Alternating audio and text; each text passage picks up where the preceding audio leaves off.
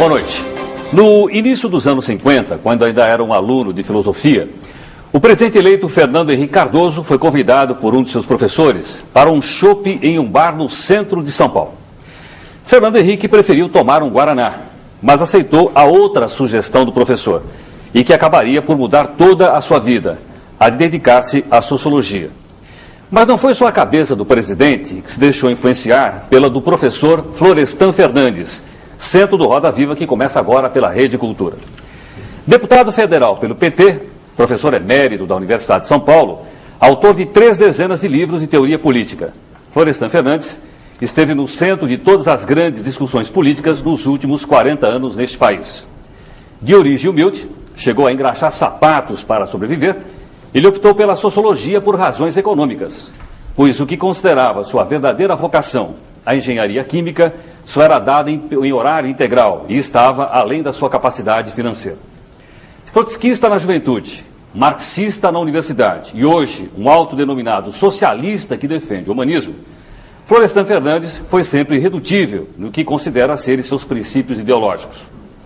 Foi esta postura que o inspirou quando, após a vitória de seu aluno e amigo Fernando Henrique Cardoso, escreveu um artigo onde dizia haver sofrido uma decepção imprevista. Florestan Fernandes escreveu o seguinte: foi perturbador ver Fernando Henrique conformar-se com o bloco político de sustentação da ditadura e dos paladinos da reação. Para entrevistar o professor Florestan Fernandes, nós convidamos o jornalista Otone Fernandes. Também o jornalista Carlos Ridley, que é repórter de política do jornal Estado de São Paulo. José Eduardo Faria, editorialista do Jornal da Tarde. Marcelo Beraba, secretário de redação do jornal Folha de São Paulo.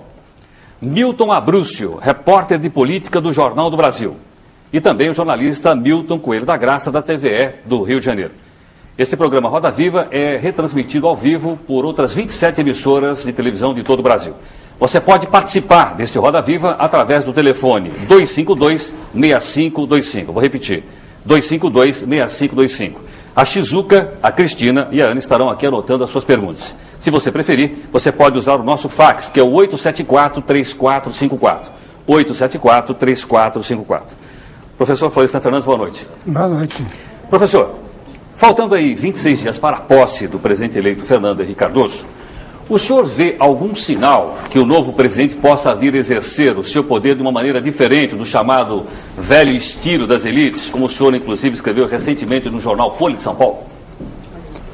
Bem, a possibilidade existe, mas as circunstâncias são difíceis.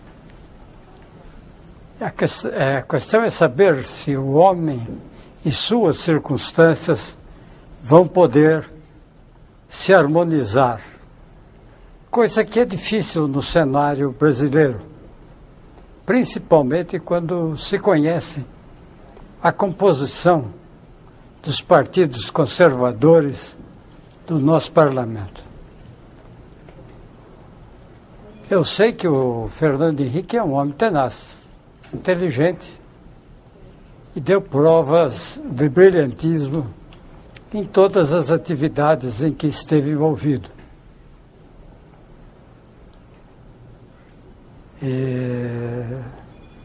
Mas ele não pode fazer como aquele Papa que disse, Papa sou, depois de eleito. Até ser eleito, ele era uma espécie de Maria vai com as outras, aceitava tudo. Mas assim que se viu investido na condição de Papa, ele passou a exercer o poder papal em toda a plenitude, de uma maneira autocrática. E aqueles que votaram nele sofreram uma grande decepção. Eu acho isso difícil por várias razões, porque quando se fala de direita, se esquece também de condições externas que estão desempenhando um papel muito importante na situação brasileira e que são muito mais difíceis de contornar e de vergar do que os interesses dos políticos fisiológicos e paternalistas clientelistas brasileiros. De modo que é preciso encarar os problemas através de diferentes variáveis. E quanto maior for o apoio popular que o Fernando Henrique Cardoso conseguir atrair para si, tanto maior o grau de liberdade que ele poderá ter em relação aos políticos conservadores. Agora, esse grau de liberdade é quase igual a zero no que diz respeito ao exterior. Para mim, a coisa mais preocupante que vem com o governo de Fernando Henrique Cardoso é a aceitação integral que já foi demonstrada na prática da influência do FMI, do Banco Internacional de Desenvolvimento Econômico, do Banco Americano e de várias instituições que têm sido, na América Latina, o braço direito da política econômica dos Estados Unidos e, ao mesmo tempo, sempre em colaboração com os países que estão ligados a outros blocos, na Europa e na Ásia. Esse grau de liberdade em relação ao exterior só pode ser aumentado usando um artifício que eu mencionei uma vez, num velho ensaio que está publicado em Mudanças Sociais no Brasil. O Brasil precisaria ter a capacidade de ampliar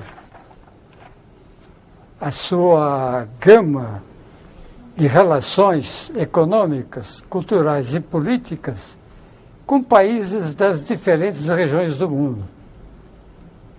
Fernando Henrique Cardoso foi a países que naturalmente poderiam preencher essas condições.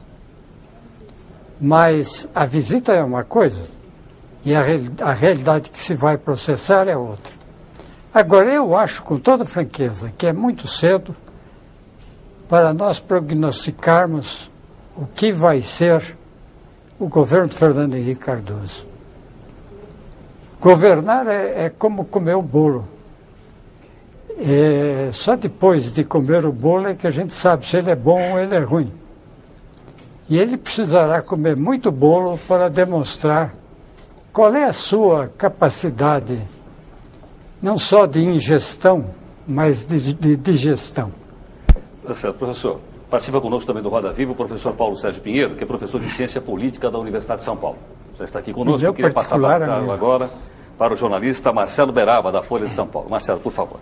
Professor, quando o senhor diz que ficou decepcionado com o presidente eleito, imaginei que o senhor estivesse se referindo basicamente à aliança com o PFL feita para vencer a eleição. É isso?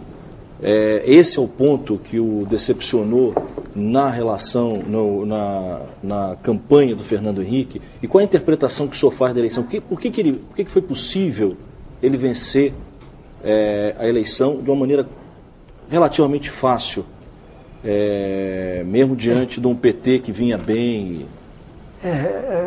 Realmente, ele tem a personalidade própria para o papel que iria desempenhar. Physique de rôle. O physique de rôle. Mas eu estava fazendo um comentário restrito ao Brasil. Mais tarde eu fiz outros comentários que incidiam como recentemente escreveu um, sobre globalização e neoliberalismo, neoliberalismo entre aspas, e não atribuía ao presidente da República qualquer conluio com forças externas adversas ao Brasil. Mas não é preciso levar a imaginação tão longe, porque nós sabemos que esse modelo de dito desenvolvimento econômico que está sendo posto em prática hoje é um modelo de alta concentração da riqueza, da cultura e do poder nos países centrais. Enquanto que a indústria que nasceu da substituição de importações dependia da montagem de uma infraestrutura econômica. E, embora nós tenhamos comprado fábricas e tecnologias obsoletas, nós estávamos transplantando para o Brasil técnicas de produção que nós não tínhamos. Hoje é muito difícil, quando se considera a tecnologia avançada de hoje, é impossível pensar que os países centrais vão jogar na periferia essa tecnologia. E os países da periferia vão ter o seu papel redefinido.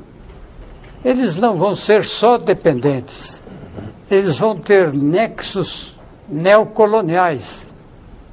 Vai haver uma interação dialética entre dependência e nexos neocoloniais que vão sufocar a capacidade produtiva original dos países. Com Fernando Henrique, o senhor acha que o Brasil está fadado a isso? A continuar não atribuo a ele pessoalmente. A história não é feita por um homem, nem por uma corte. Mas, professor... Não é feita por uma presidência. Ela é feita por um conjunto de elementos nos quais nós temos de considerar a sociedade civil, as diferentes classes da sociedade civil e o mundo exterior. Mas, professor, veja bem, o presidente eleito certamente está assistindo esse programa. Ele não pode deixar de assistir essa entrevista do seu grande guru, do professor que mais o influenciou no início da sua carreira universitária. E o senhor disse uma frase, para mim, mágica, porque é uma frase que vai influenciar todo o governo Fernando Henrique. O senhor disse a seguinte frase: tanto maior for o apoio popular dado a Fernando Henrique Cardoso, tanto maior liberdade ele terá em relação aos políticos conservadores. Para mim está implícito nessa sua declaração que o senhor vai lutar pelo apoio do Partido dos Trabalhadores o mais árdego possível ao presidente da República para que ele possa ter liberdade de ação em relação aos partidos conservadores. É isso? Não. É isso que o presidente pode esperar do senhor? Não, ele não pode esperar isso de mim e ele sabe.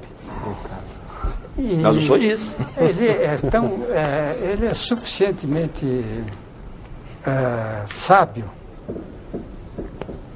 para conhecer a realidade do mundo em que ele vive, tanto o brasileiro, o latino-americano e das sociedades que dominam a economia mundial. De modo que ele não vai aprender nada com esta exposição que eu vou fazer. Não, mas não é disso que o senhor está falando. O senhor não acha que se o PT apoiar o novo governo, ele, portanto, terá maior liberdade na convivência com o Antônio Carlos Magalhães e os outros partidos conservadores a que o senhor está se referindo? Eu acho que o PT já declarou qual é a sua posição. E não é a sua. Que é uma posição de apoio seletivo, não é? O PT não proclamou que vai apoiar o governo de Fernando Henrique Cardoso com todas as suas forças.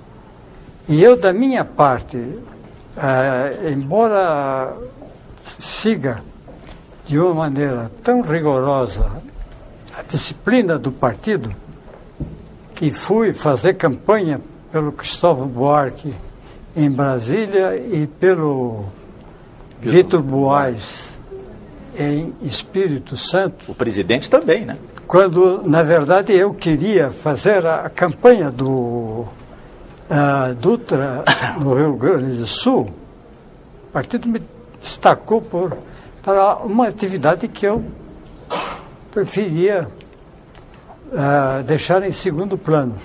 Eu sou disciplinado, mas eu não sou disciplinado a ponto de sacrificar ao partido minhas posições políticas fundamentais que eu carreguei a vida inteira.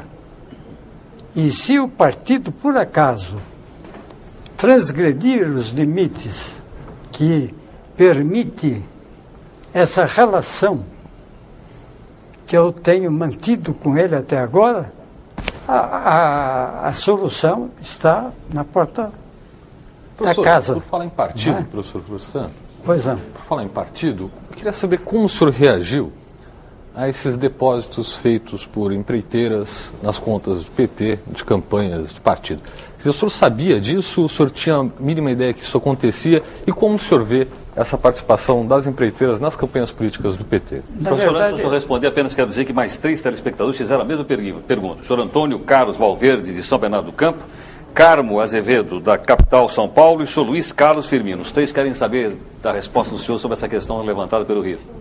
Bem, na verdade, eu, dentro do PT, fiz as 2 campanhas políticas que eu fiz para disputar o mandato de deputado federal. A primeira com engajamento, porque eu tinha esperanças na Constituição, e a segunda sem tanto entusiasmo, tanto que fui a Portugal, recebi lá o título de doutor honoris causa, uma tese um título que eles davam a uma personalidade na data comemorativa dos 700 anos de existência da Universidade de Coimbra. Eu fiz tudo o que pude para não ser eleito para um segundo mandato. E fui eleito. Agora, terceiro mandato, eu não tenho condições nem físicas, nem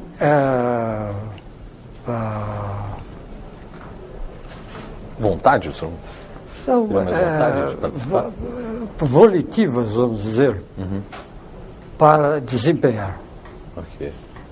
E diz respeito a experiências que me permitiram conhecer o nosso parlamento por dentro. A melhor escola que eu encontrei para conhecer o Brasil a partir do top das elites não é aquela que eu tive quando minha mãe era empregada na casa de Dona Hermínia Bresser de Lima, em cuja casa minha mãe trabalhava. Eu nasci, não lá, porque fui para a maternidade da Frei Caneca, mas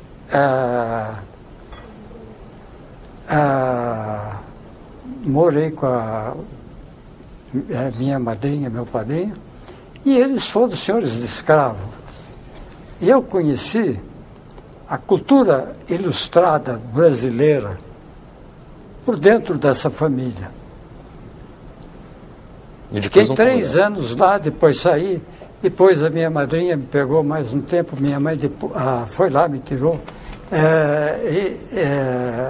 eu segui a vida como me foi possível. E o Congresso foi melhor do que isso, professor, para o senhor conhecer a elite?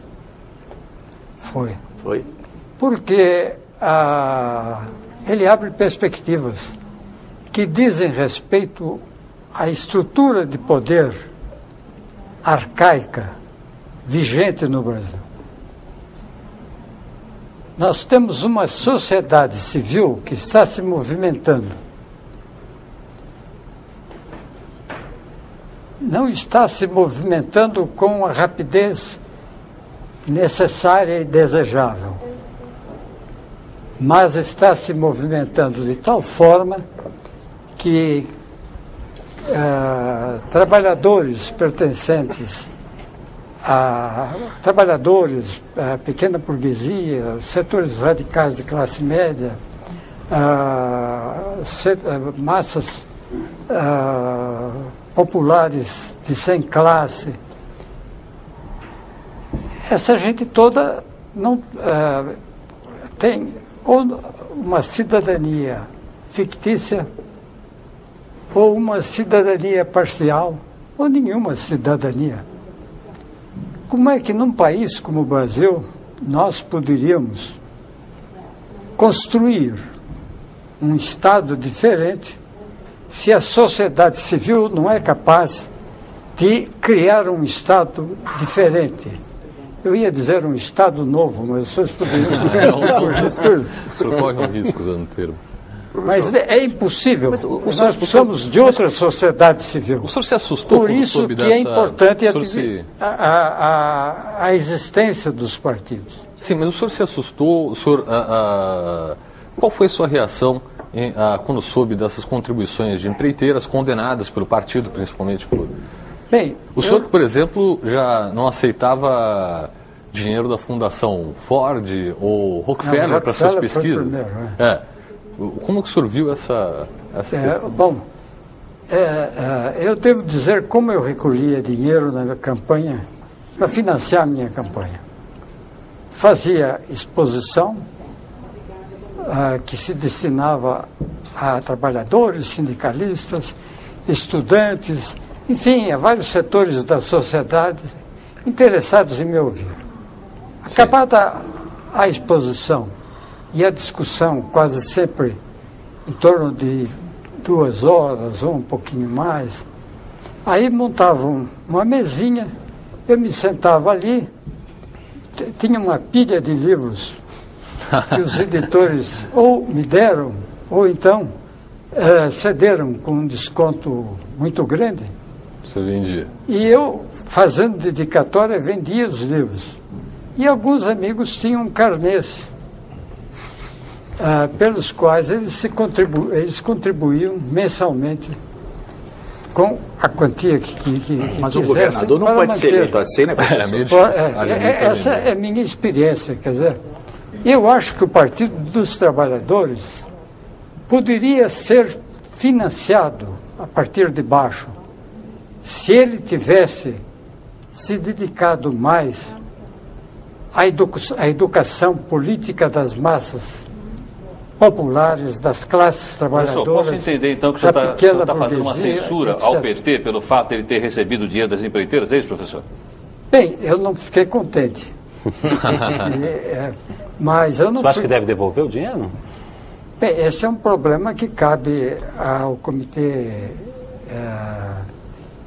Tem o Diretório Nacional, tem um comitê dirigente de caráter também nacional. Eles têm de discutir isso e decidir. Eu, se fosse consultado e se dependesse da minha posição, sequer estaria dando tanta importância à conquista de posições parlamentares e executivas. É melhor manter um partido socialista novo precisa, primeiro que tudo, conquistar apoio. Professor. É preciso lembrar a frase de Lenin, que ele repetiu várias vezes, de que não se pode enganar o povo. E receber doações de grandes empresas, mesmo que isso seja declarado para a justiça, de legal, mas enfim. É uma forma de negar o socialismo. Professor, o senhor mencionou logo no início da entrevista que o presidente eleito, Fernando Henrique Cardoso, tem uma possibilidade de contar com apoio interno, mas tem uma escassa influência para resistir ao que o senhor chamou de condições externas. A descrição que o senhor faz das condições externas podem ser interpretadas como uma espécie de inexorabilidade do neoliberalismo? Quer dizer, o socialismo, na sua opinião, pode ressurgir? Está morto? Isso é uma coisa que os socialistas e os comunistas vêm estudando há tempo. A evolução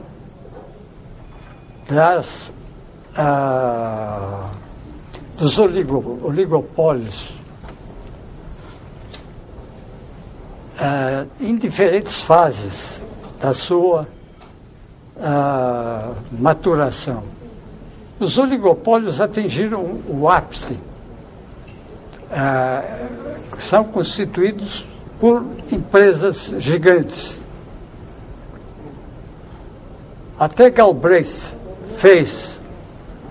que é um liberal autêntico, ele fez críticas em 2 livros fundamentais, um sobre o Estado e a tecnocracia e outro O novo Estado Industrial. Esse é o Estado Industrial. Tem um outro menor que é muito importante e é mais recente. Ele fez críticas severas a esses monopólios gigantes. E esses oligopólios não podem escapar a determinações que procedem da tecnologia produzida atualmente. O intervalo, essa noção de intervalo é kantiana, quer dizer, não é uma noção nova. O intervalo político entre a constituição dessas empresas gigantes e o Estado e suas articulações em plano mundial reduziu-se. E hoje nós temos um problema que não é exclusivo dos Estados Unidos, se estende à Europa, pouco menos ao Japão e aos países asiáticos, que é, de um lado, em a reduzir a massa de trabalho vivo necessária à produção econômica. Isso significa que haverá sempre uma taxa de desemprego muito grande. E os especialistas em estudo de pobreza têm sugerido que nos Estados Unidos, pelo menos 25% da população constitui um setor de pobreza inexorável, não só de pobreza relativa, que é psicológica, mas de pobreza real. De outro lado, as mesmas condições de produção encurtaram a vida produtiva do agente humano.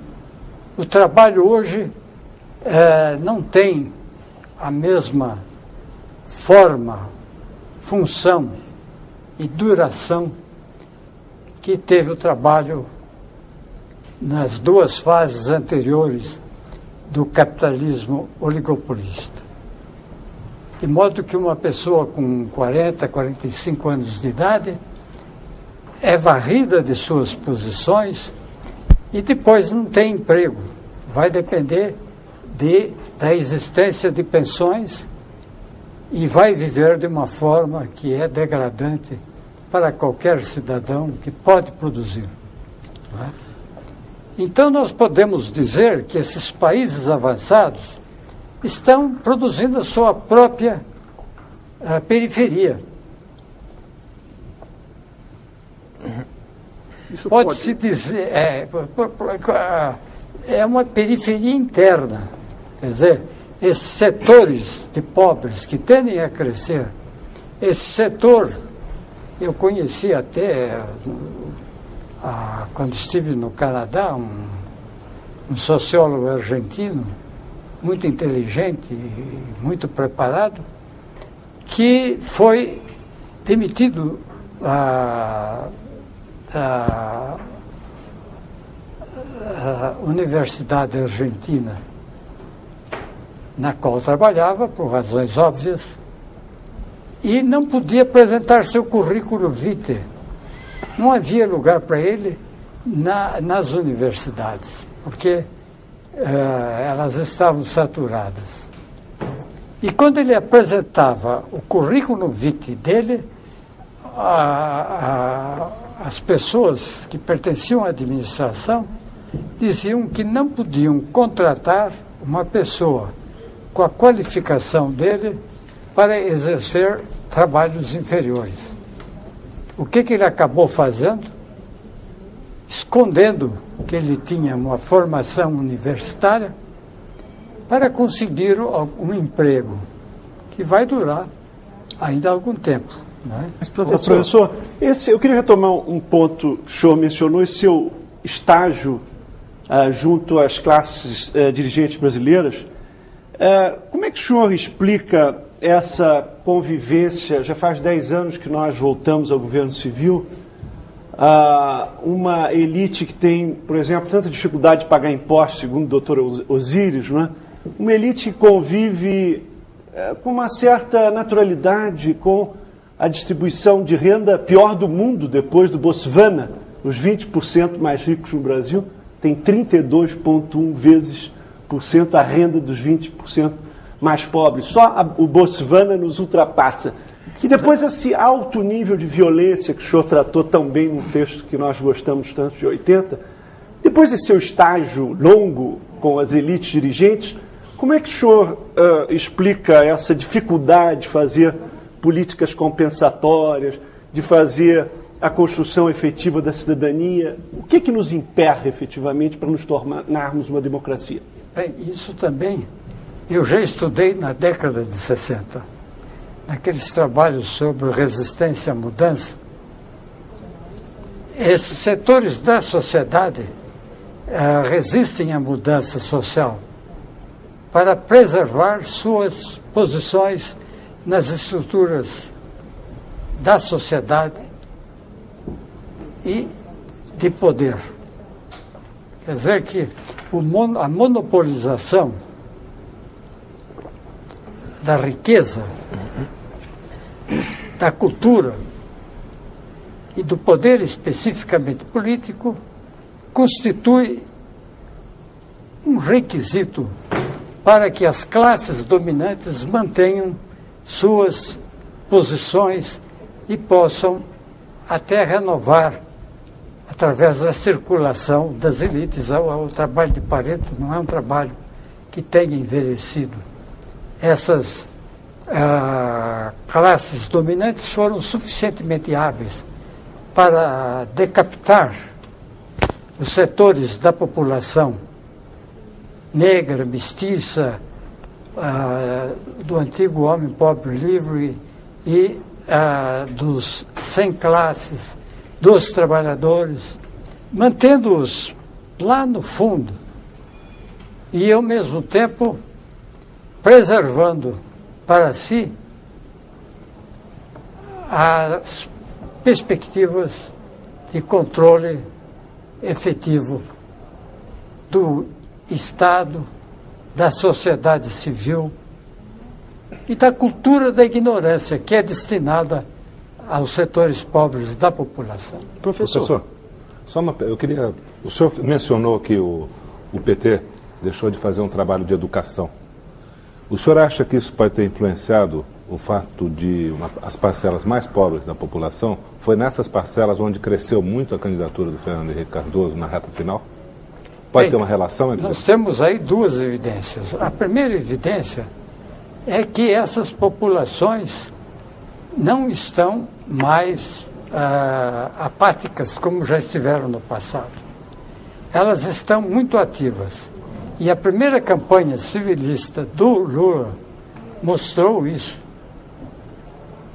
Quer dizer, pelas regiões por onde ele andou, ele encontrou um apoio popular imenso. As caravanas da cidadania.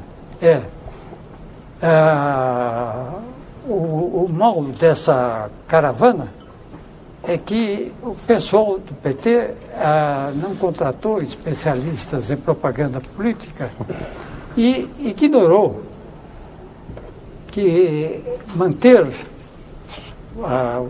certas figuras durante muito tempo no noticiário, em vez de ser benéfico, é negativo. Fez a candidatura do Lula, que nasceu muito cedo.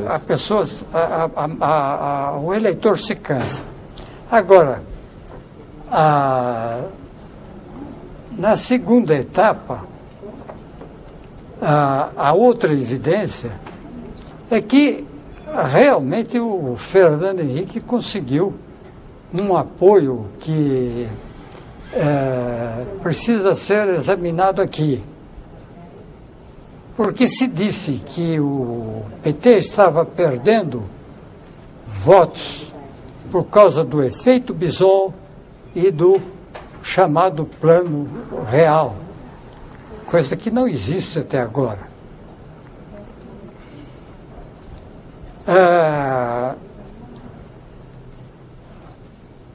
No momento em que isso foi dito, inicialmente, não havia nenhum efeito Bisol, não deu tempo. E muito menos deu tempo para que o Real suscitasse alguma esperança, alguma ilusão. Essa esperança e essa ilusão foi criada pela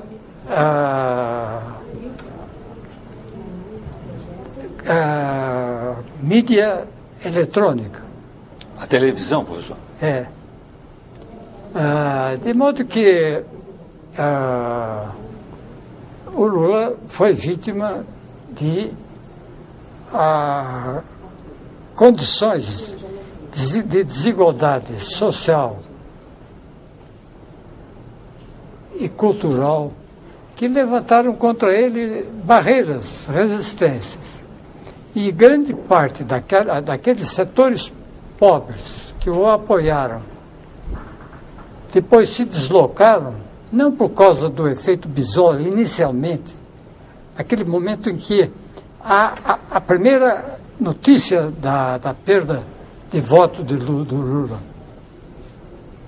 não foi nem efeito Bisol, que não contou em nada, nem naquele momento, nem depois.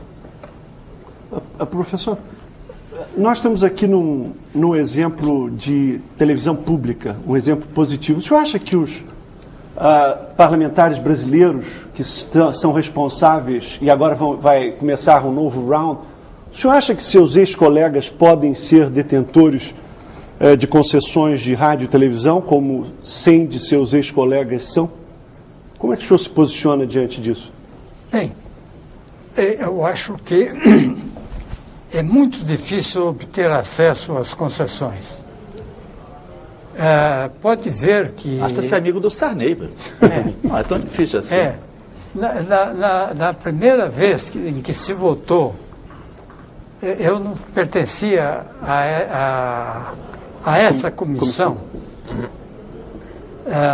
de Ciência e Tecnologia. Mas houve um arranca-rabo lá, de primeira ordem,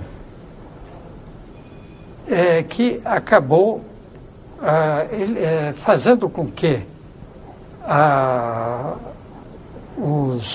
as principais figuras que rompiam com o monopólio desses meios de comunicação, fizeram que essas pessoas se afastassem da comissão. E, posteriormente, eu tive a oportunidade de fazer a negociação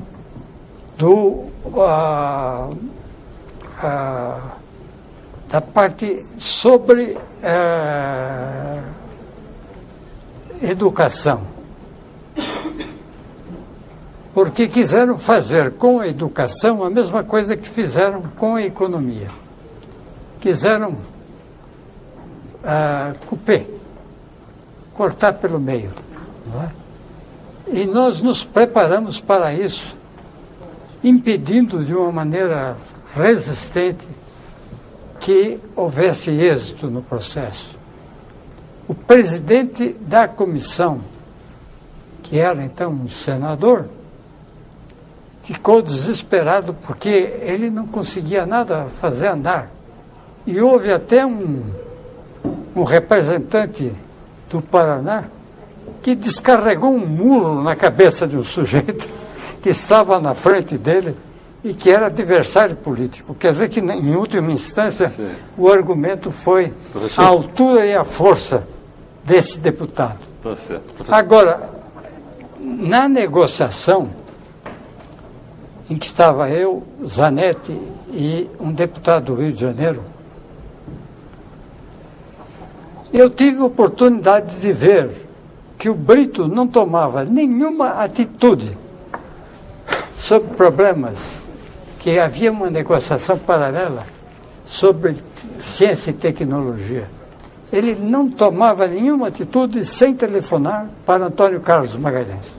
O senhor está se referindo ao senhor Antônio Brito, que é o governador do Rio Grande do Sul. Sim, já nessa época já conversava? Ele vinha de antes, porque ele é filho da Globo. Né? Como é que é, professor?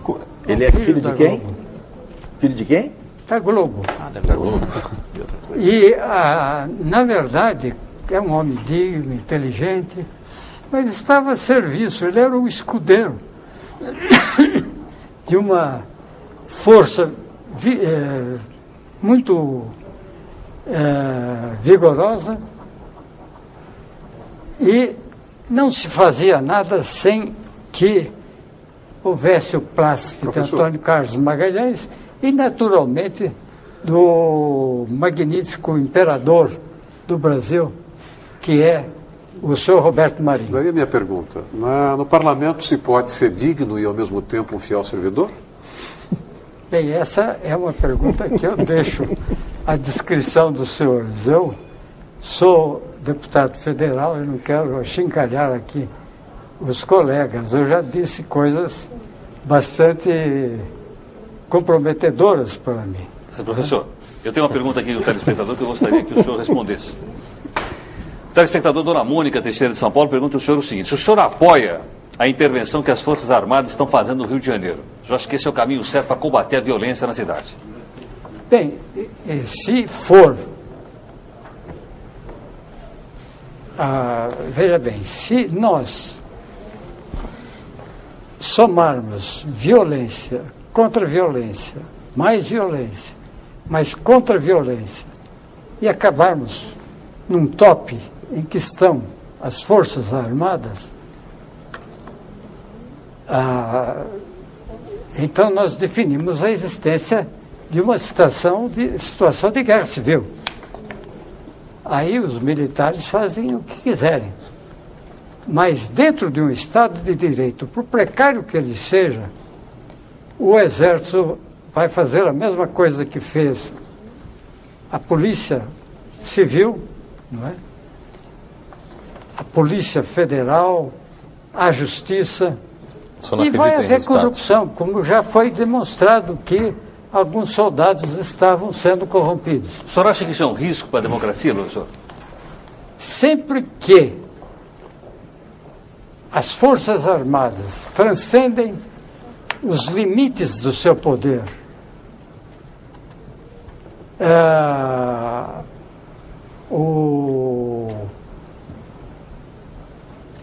elas põem em risco a democracia, mesmo que não queiram. A democracia não comporta esse grau de violência concentrada e institucionalizada. São coisas incompatíveis. E aí está o Sérgio, que pode dizer melhor do que eu se eu estou falando a verdade ou não. Está. Eu acho que seria muito bom se os militares chegassem lá, varressem toda aquele setor crime organizado, etc. E o Rio de Janeiro, a Guanabara, enfim, aquela região tão querida do Brasil acabasse livre do tráfico das drogas. Muito bem. Mas não é por esse caminho, seria fácil demais. Professor Florestan Fernandes, essa semana no Congresso Nacional existe em curso lá uma operação chamada Salva Lucena, na tentativa de reverter o processo de suspensão do mandato do senador Humberto Lucena, que teria usado a gráfica do Senado de uma maneira pouco ética, mandando imprimir 130 mil calendários que, segundo a Justiça Eleitoral, teria sido usado lá para a campanha política dele na Paraíba. Gostaria de saber da opinião do senhor sobre esse tema. O senhor acha que deve realmente caçar? Ou o senhor acha que deve haver essa operação salvamento, já vista que outros parlamentares também usaram a gráfica do Senado para coisas semelhantes? Qual é a opinião do senhor sobre isso? Bem, não é permitida a utilização de recursos nem da Câmara, nem do Senado, nem do Congresso para fins de propaganda política pessoal ou de determinado partido. Essa é a retórica. A prática é outra. Ela não chega a tomar as proporções que se imagina fora do parlamento. Ela se restringe a certas figuras com maior capacidade de decisão. O próprio senador Lucena, na primeira vez em que respondeu a pergunta de um jornalista sobre a punição que sofreu, ele respondeu: uma decisão do Supremo Tribunal Federal não se discute, cumpre-se. Então, ele já disse tudo. E os que, por acaso, não foram apanhados na rede da fiscalização, eles vão escapar. Não vai pensar que aquela comissão de investigação foi montada para apanhar corruptos, que ela fez uma triagem completa. Ela fez uma triagem, por assim dizer, autojustificativa. Não é?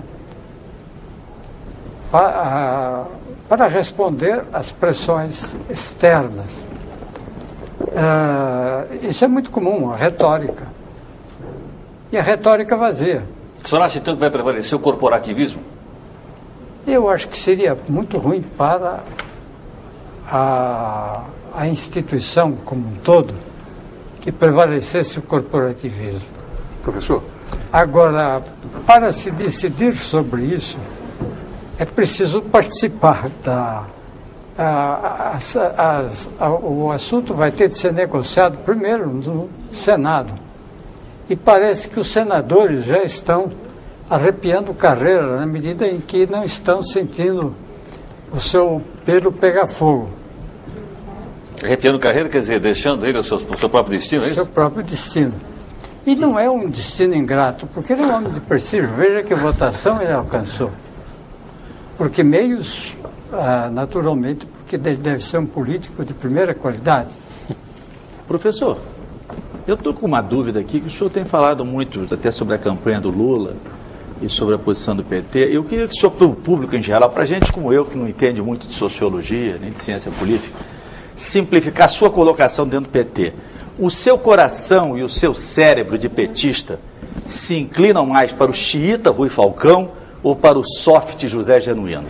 Onde é que está Florestan Fernandes? Na verdade, essas expressões xiitas e soft também são... é do Ministério Gutenberg, é da imprensa que fica inventando isso. São qualificações extemporâneas. Há pessoas no PT que estariam tão bem lá quanto estariam no PSDB. Por exemplo? Bem, Para a gente ser... o senhor falou o nome. Ah, o Genuíno, por acaso. E tem outros. Né? Agora, são deputados muito hábeis, muito combativos, e para o PT seria uma pena perdê-los. Eu acho que todo partido político precisa ter correntes em conflito para que haja democracia interna. Mas mesmo Eu nesse não nível... estou entre os xiitas, eu estou entre os que mantêm a fidelidade ao socialismo revolucionário. Professor, o senhor deixou... Isso não é ser xiita, porque se eu fosse xiita, eu ia querer fazer um tipo de revolução. Que não é possível aqui, porque nós não temos... Mas não é possível agora? É possível em algum momento? Como é que o senhor vê essa questão de uma ruptura violenta no país? Bem, isso já depende da bola de cristal. Mas o senhor, com os instrumentos que o senhor tem...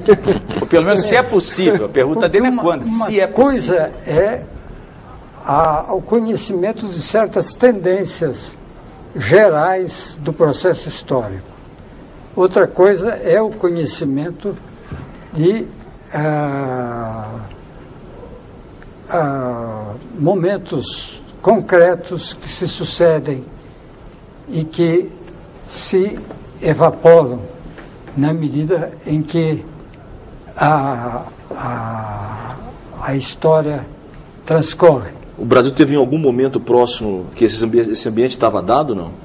Nós deveríamos estar dentro de um processo dessa natureza, dada as condições objetivas do país. E não estamos exatamente por causa daquilo que eu chamei aqui de cultura da violência, da brutalização do ser humano pobre, o sem classe, os excluídos.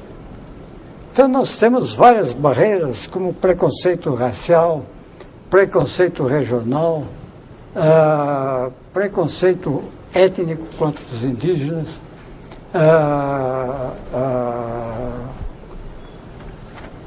formas de resistência que barram qualquer possibilidade de uma participação da cidadania através do sistema escolar. E o sistema escolar, da maneira que ele existe, ele não foi montado para criar consciência social crítica. Os professores perdem muito tempo no debate sobre a reforma ou a revolução na escola. Mas a reforma ou a revolução na escola, e se trata de algo necessário e urgente, só se dá quando se torna possível criar a consciência social crítica, fazer do indivíduo cidadão. Mas o senhor não é um exemplo de como essa consciência crítica pode se formar na escola? O senhor mesmo não formou a sua consciência crítica na maneira dura como o senhor descreveu? Não foi só na escola, foi nas condições de trabalho, convivendo com diferentes tipos de trabalhadores, porque eu tive a oportunidade de trabalhar em barbearia, como engraxate, em padaria, como em marcenaria, em alfaiataria, depois em propaganda de artigos médicos, e depois em venda de produtos dentários. E até na USP. A USP já representa a minha passagem para a classe média. Mas, professor, e eu devo dizer que para mim foi um grande dilema conciliar a minha visão do mundo com a minha situação social. Sim. Depois eu vi que não havia outro remédio. O senhor deixou em aberto. O senhor falou que não há a menor chance de países capitalistas periféricos de desenvolvimento e tudo mais. Por outro lado, em contrapartida, os países socialistas, inclusive aqueles que o senhor citou, que o presidente eleito Fernando Henrique visitou, também não estão em situação favorável, principalmente agora. A própria Cuba, que o senhor se encantou naquela visita e tudo mais.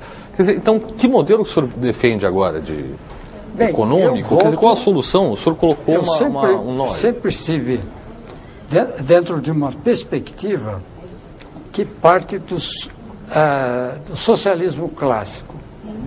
Vamos dizer, de Marx, Engels, Proudhon, uma série de autores que construíram um pensamento, alguns reformistas, outros revolucionários. Sim. Agora, esses autores nunca excluíram a democracia da revolução. Com parte.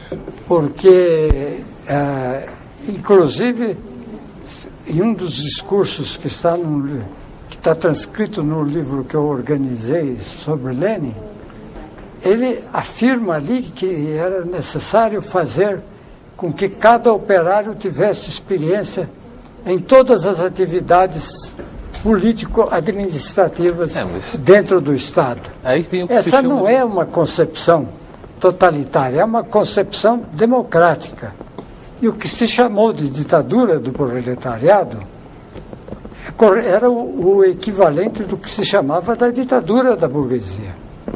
Não que se negasse a existência de uma democracia burguesa, é que a democracia que viria com essa ditadura do proletariado seria uma democracia da maioria.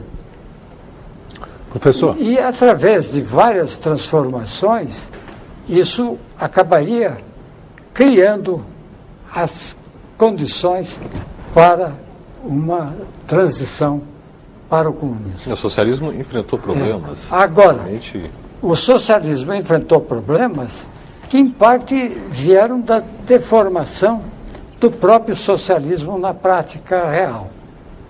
Não é? E, em parte, que foi inevitável. Quem tenha feito um estudo rigoroso da Revolução Russa pode ver o encadeamento de condições adversas. Qual teria sido o principal problema, que se repetiram ao longo do tempo. E qual teria sido o principal problema, o principal gargalo que comprometeu o socialismo? Bem, eu acho que o principal gargalo esteve na falta de da criação de uma democracia de base capaz de transformar os soviets naquilo que eles eram antes. Todo o poder emana do povo. E depois todo o poder emanava da tecnocracia. O que isso significou? Um monopólio de poder por parte de pessoas que... Isso foi chamado de stalinismo, mas é uma maneira simplista de resolver o problema. Não é um pouco o que acontece com o PT, professor? Quer dizer, o poder não emana da bancada, emana da direção, do aparelhão do partido? Mas a bancada nunca é um nível de poder... Na democracia é a expressão da vontade do povo, né? Ela não representa a diversidade, essa bancada do PT? A bancada representa um dos patamares da organização política do partido. Ela não é o órgão central dirigente do partido. Mas é ela que é benzida pelo povo. É o povo que diz lá, esses são os meus líderes, são os meus dirigentes. Eu os quero no parlamento. Eu quero Florestan Fernandes no parlamento. Eu quero Zé Genuíno. Eu quero Paulo Delgado. E aí vem uma direção que não tem essa bênção do voto popular e é quem manda. Não é um pouco, não há uma contradição nisso? Que reproduz a burocracia. Exatamente, stalinista. Não um pouco, a partir daí que surgiu o stalinismo também? Não, eu acho que falar em stalinismo dentro do PT não estou querendo dizer isso. O diabo com a cruz. Não estou querendo dizer isso. Porque dizem que o diabo foge da cruz. Que lá até não tinha deputado eleito, aqui tem. Se nós fizermos o que o senhor falou, aí o resultado é que estaríamos confundindo o diabo com a cruz, ele carregando a cruz. Professor, a USP essa semana está fazendo 60 anos. O senhor falou tão elegantemente dos seus colegas parlamentares. Como é que estão os seus colegas na universidade? Quer dizer, a universidade preserva ainda alguma missão crítica ou ela, depois da resistência à ditadura, ela perdeu o vigor? Eu só queria completar. a partir dessa pergunta. O senhor disse que o senhor foi para a classe média quando entrou na USP. E que USP vai para o poder? Uma USP crítica, uma USP... Mas é a USP que vai para o poder? Mas que USP? Não é a USP que está indo para o poder. Não? É preciso tirar essa confusão da cabeça de todos. Quem então está indo vamos para o para o poder é o Fernando Henrique Cardoso, com o apoio de alguns uspianos. Na verdade, para responder respeitosamente ao meu colega Paulo Sérgio Pinheiro, a USP não perdeu todo o seu conteúdo crítico, mas perdeu uma grande parte da sua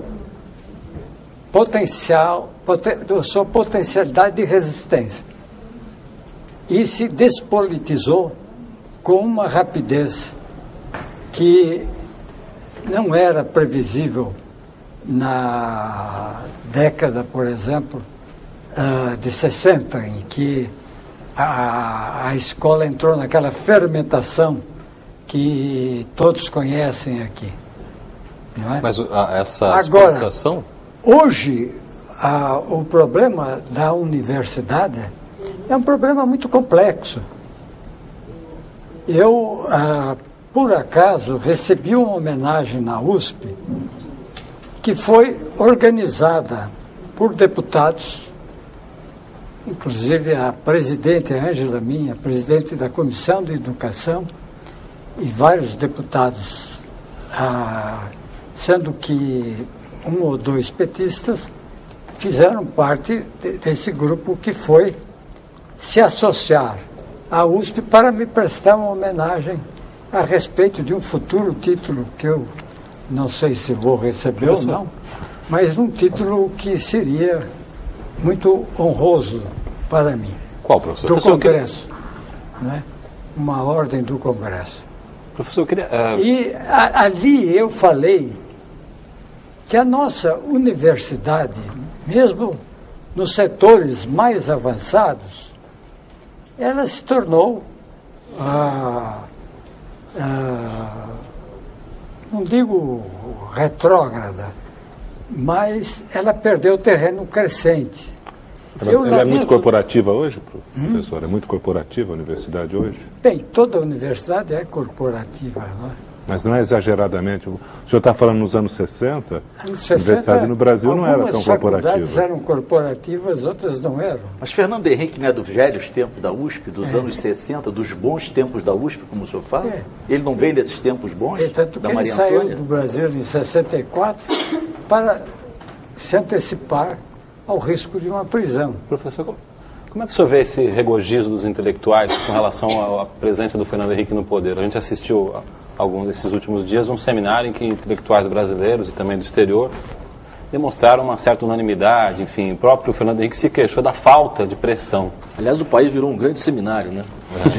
Um emenda no outro, seminário, né? um atrás do outro. Como é que o senhor, pessoalmente, concilia essa admiração pessoal que o senhor tem pelo Fernando Henrique com o ideário que eu diria hoje quase que oposto ao que o Fernando Henrique pretende? Pode ser que é oposto. Agora, os intelectuais, em um país como o Brasil, estão sujeitos a ilusões, a esperanças. Isso é geral. Toda a população brasileira está movimentada por esse dínamo, não é?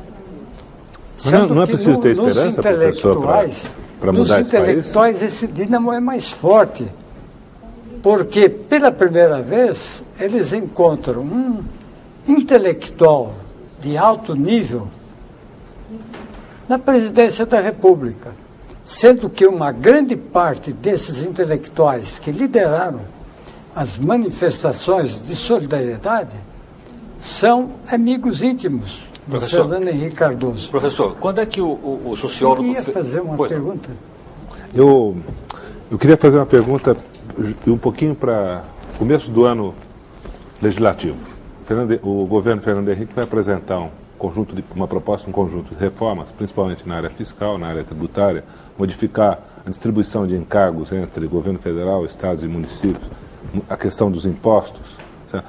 E tem dito, vários assessores do presidente têm dito que esse conjunto de reformas imediatas é essencial para fazer uma reforma do Estado e para que ele comece a voltar, para enfrentar a questão da miséria, a questão da educação, voltar para atividades fim. Como é que o senhor vê essa necessidade dessas reformas? Como que o senhor acha que deve ser a posição do PT?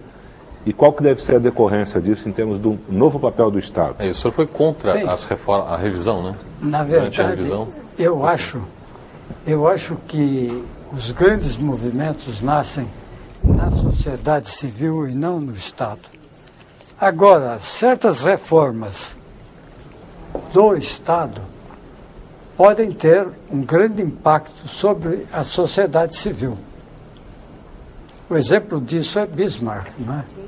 Que conseguiu, na unificação da Alemanha, contrariar diferentes estados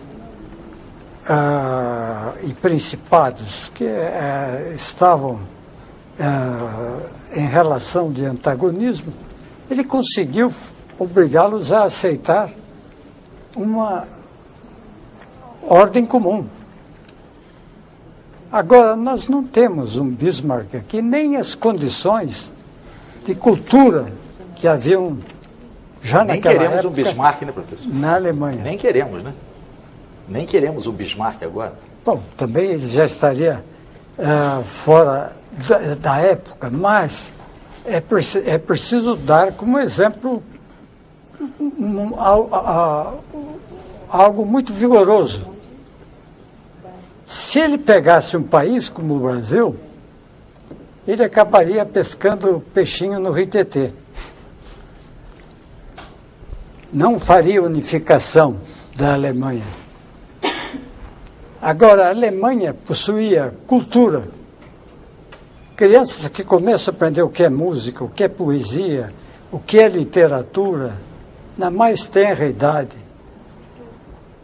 Tanto na França, quanto na Alemanha, quanto na Inglaterra, os artesãos conseguiram ser especialistas altamente qualificados. Eu fiquei espantado, por exemplo, com um mecânico que trabalhou para mim, que chamava Vescher, e morava no Brooklyn. Ele me levou à sala de trabalho dele. Ele tinha uma biblioteca sobre motores a explosão que muitos universitários não possuíam. E, de outro lado, o professor Schade me levou a um encadernador alemão, que também era artesão, que possuía uma biblioteca de dar orgulho a um de nós aqui. Nós não estamos com essas condições. E Marx, no Capital, frisa muito bem. O desenvolvimento capitalista incipiente representa uma dificuldade muito grande para qualquer revolução. Professor, nessa sua linha de análise, quem é o grande condutor das transformações brasileiras? O seu colega Fernando Henrique vencedor ou o seu presidente, candidato a presidente derrotado, Lula? Nenhum dos dois. É preciso, não sei, eu vou fazer uma pergunta. Por acaso leu Ideologia e Utopia, de Marx e Engels? Acho que leu. Se leu, deve ter passado por um trecho muito denso e esclarecedor para a época sobre a sociedade civil e de onde vêm as grandes mudanças sociais. É claro que o Estado tem de se reformar. Não é possível que a sociedade se transforme se o Estado não corresponder a essas transformações. E também, de outro lado, se a sociedade civil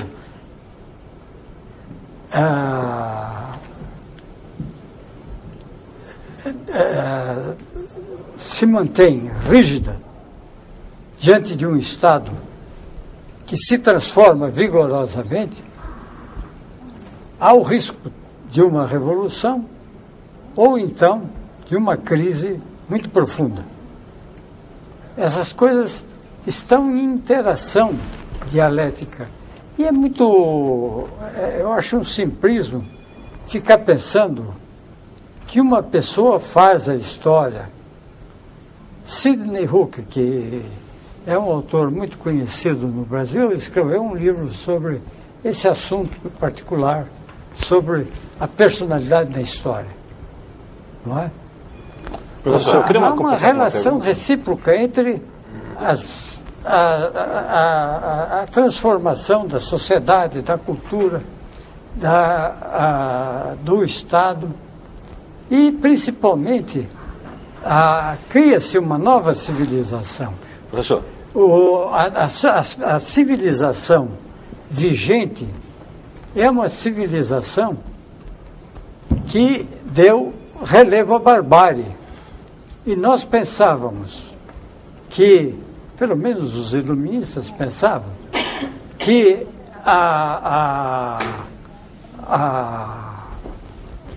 o progresso iria extinguir a barbárie. O que aconteceu?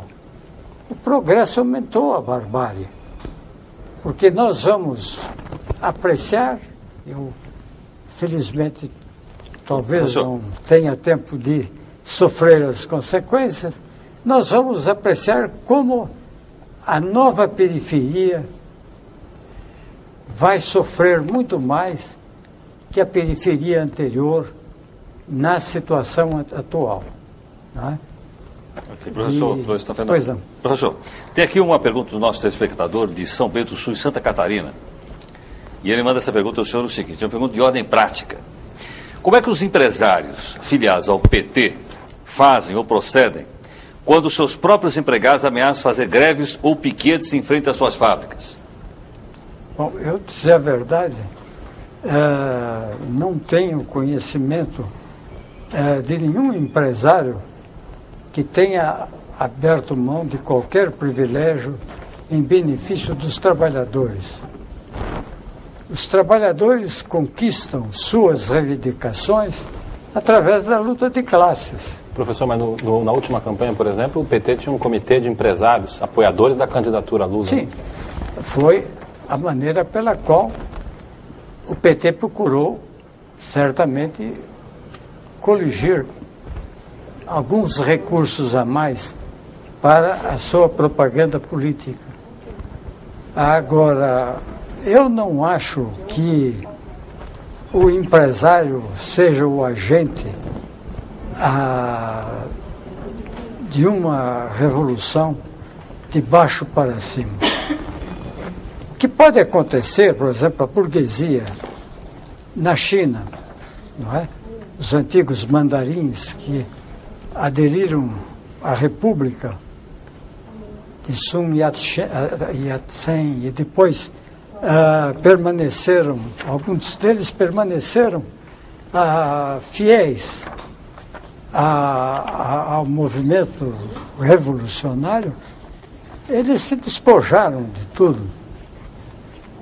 E um exemplo inverso é o que aconteceu na Rússia, em que a burguesia fez doações generosas ao Partido Comunista, esperando que seria poupada no processo revolucionário. É claro que no processo revolucionário não se poupa quem pensa de maneira contrária. Professor, o senhor acaba de responder, então, a questão da Odebrecht, é isso? Sua análise acaba de responder, portanto, a questão levantada no início do mas programa. a Odebrecht não fazia parte desse grupo de empresários. Há um grupo de empresários que são pequenos empresários, médios empresários. É um grupo restrito. E professor, qual é a diferença se o capitalismo é um só?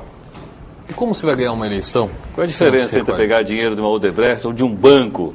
Bom, essa... É questão ética. Eu acho que a ética não tem nada a ver com isso. Hoje nós temos o costume de dizer até que não é ético assoar o nariz em público, não é? Mas trata-se de um uso abusivo da palavra ética. Se a pessoa pratica uma ação com vistas a obter vantagens, ela está praticando uma ação pragmática. Mas Aí é justificável, então. é justificável. Eu não justifico. O senhor não justifica que o Cristóvão Buarque tenha tomado $100 mil da Odebrecht para se eleger governador do Distrito Tomar ele Federal. não tomou, ele recebeu. Aceitou. Professor, usando nos valendo desse 200 uso mil, abusivo né? da ética e retomando a questão da reforma, o senhor acha que os partidos que sempre estiveram em objeção a qualquer reforma estrutural no país, por exemplo, o PFL, o senhor acredita na regeneração do PFL? Vários dos nossos colegas acreditam piamente que as forças centro-direita e a direita estão agora preparadas efetivamente para apoiarem uma decidida reforma tributária. O senhor acredita nisso? Bem, eu compararia essa questão, esse é o problema que ela levanta, com a situação de você convidar um urso para dançar. Quer dizer, qual vai ser a consequência? Alguns amestrados, não? Mesmo os amestrados. Não se pode brincar com ursos, né? O capital, quando faz concessões, ele faz concessões para obter vantagens e não para conceder vantagens. Mas todos os setores não fazem isso? Isso não professor? vale para os trabalhadores Isso não vale também? Os para trabalhadores também não podem fazer, não podem sindicatos? oferecer vantagem para também obter vantagem? O sindicato Quer dizer, também mesmo faz assim, isso na negociação? De uma maneira Não, mais mas lícita, essa mas é todos podem fazer. A palavra debilidade- pragmático que o senhor usou não é ser pragmático?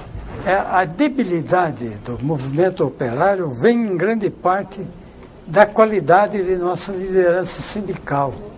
É ruim a qualidade? Eu não digo que ela seja ruim, porque ela está na média daquilo que se poderia esperar no Brasil. Ela é inepta? Qual é o problema? O problema que se coloca é exatamente esse. A disposição do Vicentinho, que é um homem inteligente, arguto, que se dispõe a conversar com gregos e troianos, Mais com gregos do que com troianos, aliás? depende da situação. Bom, né? Ela não é educativa para os trabalhadores. Porque os trabalhadores só aprendem coisas que devem saber quando são obrigados a entrar em greve, quando são obrigados a lutar. Só o confronto pode ensinar algumas coisas à classe trabalhadora? Veja bem, Professor, mas a CUT hoje abandonou praticamente o sindicalismo de confronto. Hoje a CUT senta na mesa com os empresários para produzir uma política industrial para o setor automobilístico. e qual Eu é até o acrescentaria resultado mais um disso? detalhe, professor. O Até resultado... acrescentaria mais um detalhe, quer dizer, o acordo discutido, a conciliação não tem valor? Não, e Nossa, quer dizer que o conciliação- Vicentinho é um urso, então? A conciliação pode ter valor, mas resta saber quem vai levar vantagens com a conciliação. Mas se a conciliação se supõe que são as Porque duas partes. é que- claro que se alguém fizesse um acordo com o Vicente Amato, ele diria que ele é um anarquista, um bakuninista, etc. Mas, na verdade, ele deslocou $800 mil daqui para o México para montar uma empresa lá, porque pensou que a situação aqui estava ambígua. Agora ele já desativou? Não o sei, eu investimento tenho a da impressão que não. É o Mário Mato que o senhor está se referindo. Só queria que o senhor Mário fizesse Mata. uma avaliação, professor. O senhor mostrou certa descrença em relação a políticos, ao Congresso e tudo mais. Eu queria saber uma avaliação do senhor da democracia representativa. O senhor vê isso no Brasil? Se há... Eu posso acrescentar, por exemplo, que o senhor fez uma vigorosa defesa da democracia até quando se referiu ao processo socialista na União Soviética e em outros lugares. E o senhor também declarou que a pobreza está aumentando, chega a 25% a população em nível de pobreza nos Estados Unidos, que são o país líder do capitalismo. Aí a minha dúvida teórica é, se está aumentando a pobreza, por que pela democracia os mais pobres não ganham o poder nos Estados Unidos ou na Alemanha? Bem, Essa questão nos da Estados Unidos é conhecida, não sei se já leu E lá não tem Globo, hein? um autor do qual eu gosto muito, mas está me falhando, o autor de Power, Elite... Wright Mills. Wright Mills discutia a ambiguidade da democracia norte-americana pela existência de dois partidos que, de fato, defendiam os mesmos objetivos finais. De maneiras diferentes. E, de outro lado, nós sabemos que o setor branco da sociedade norte-americana, em torno de 40%, 50%, vota maciçamente. Os outros setores não têm a mesma motivação para usar o voto como instrumento de autodefesa e de contra-ataque. Mas por que o senhor acha? Por que o voto não é a arma de todos os cidadãos? E no Brasil, especificamente, exatamente porque a democracia apresenta imperfeições. No Brasil, quais seriam, professor? Essas imperfeições aqui no Brasil? Elas são muito maiores. Em relação ao processo democrático, democracia representativa e tudo mais. Porque nós não podemos negar que no Brasil nós tivemos um progresso notável. Quando nós consideramos que no Estado escravista, que era o primeiro e o segundo império, nesse Estado escravista, a democracia existente era restrita, estava fechada aos estamentos privilegiados e a algumas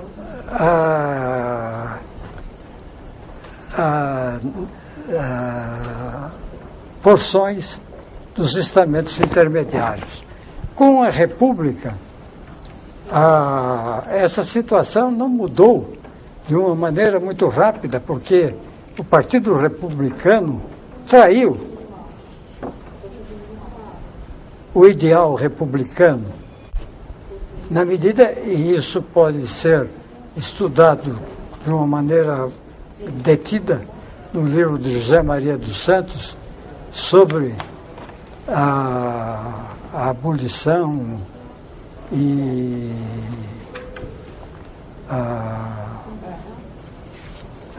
eu não me lembro mais o nome do livro, já faz tanto tempo que eu li esse livro, mas é um livro muito bem feito. Quer dizer que a democracia restrita se mantém com o PRP. Em 30 vem a chamada Revolução Liberal, atrás dela vem a ditadura do Estado Novo e se criam condições para ampliar a participação dos cidadãos no processo eleitoral e no regime democrático. Professor, agora, nós não temos uma república democrática, nós temos... Mas nos Estados Unidos temos pelo menos uma democracia mais aprimorada. Eu coloco para o senhor uma questão simples, para a gente entender. A nossa democracia é mais imperfeita, mas se o senhor hoje tivesse de votar numa eleição entre Bill Clinton e Fernando Henrique Cardoso, o senhor ficava com quem? Quem seria o melhor presidente? Essa é uma hipótese que, eu peço perdão a palavra, inverte a realidade. Sim, é uma hipótese de trabalho. O senhor acha que o voto obrigatório ajuda ao aperfeiçoamento da democracia? Porque nos Estados Unidos, nessa última eleição, só 37% de eleitores votaram, a maioria de classe média e branca. O resto da população não se deu o trabalho de ir às urnas. O senhor é a favor do voto obrigatório? Eu, tendo em vista as condições brasileiras, apesar do fisiologismo, do clientelismo, do paternalismo que existe em vastas regiões de todo o país, apesar de tudo, eu acho que o voto obrigatório é como a nossa escola primária. Ela pode ser pobre, mas ela presta um serviço ao país. Professor. O voto obrigatório, pelo menos mostra à pessoa que vota que ela tem uma importância. E, com isso, pode ser que se desenvolva a percepção e a explicação das condições predominantes de uma maneira mais realista. Professor, por falar em partido, eu queria fazer uma pergunta sobre o seu partido, sobre o PT. O senhor defendeu aqui o socialismo revolucionário, né? Em 1991, o PT excluiu do seu ideário a ditadura do proletariado. Recentemente, o candidato ao governo de São Paulo, José Dirceu, deputado federal, defendeu que o PT trace um perfil de social-democrata de esquerda para o PT. O senhor se sente um pouco um peixe fora d'água com o ideal que o senhor tem hoje ainda de sociedade com relação ao PT? Dentro do PT? De ir para o Mesmo que PSTU? eu fosse um peixe fora d'água, qual é a alternativa que me oferece? PSTU, professor? Ou eu volto à minha condição de militante solitário, ou eu fico no PT tentando acompanhar a marcha do partido. Se essa marcha se revelar deficiente ou indesejável, aí eu volto à minha condição de militante solitário. Eu sempre me dei bem com ela, porque sempre consegui falar para plateias grandes, agitar ideias. Isso desde que eu era estudante. Em 1944 eu fiz a minha primeira conferência sobre elementos étnicos da formação brasileira em Assunção. Em seguida fiz a segunda conferência em São Paulo sobre a socialização das crianças nos grupos infantis. E depois fui fazendo crescentemente conferências de caráter imediato, que surgiam das necessidades públicas e do fato de que uma parte da população queria mais do que aquilo que nós temos. Eu dei cursos em sindicato, falei em sindicatos. A primeira Convenção Operária em Defesa da Escola Pública se tornou possível graças a alguns líderes sindicais altamente politizados daquela época. A politização dos líderes sindicais caiu. Quando se pensa no Medeiros, um quadro que foi educado fora do Brasil, Professor. e se vê o que ele está fazendo, a gente perde a confiança no equilíbrio Professor. do ser humano. Professor Florestan Fernandes. Professor, nosso tempo está esgotado. Eu queria agradecer a gentileza da participação do senhor aqui no Roda Viva. Muito obrigado. Eu agradeço esta oportunidade. Trocamos opiniões que enriqueceram a minha experiência e só lamento que eu pude tocar os problemas de uma maneira muito superficial, o que sempre é desagradável para alguém que passou pela universidade. Ok, professor, muito obrigado pela gentileza. Nós queremos agradecer também aqui a presença dos jornalistas convidados, a sua atenção, a sua participação. O programa Roda Viva volta na próxima segunda-feira, às 10h30 da noite. Até lá, muito obrigado e uma boa semana. Eu queria me desculpar.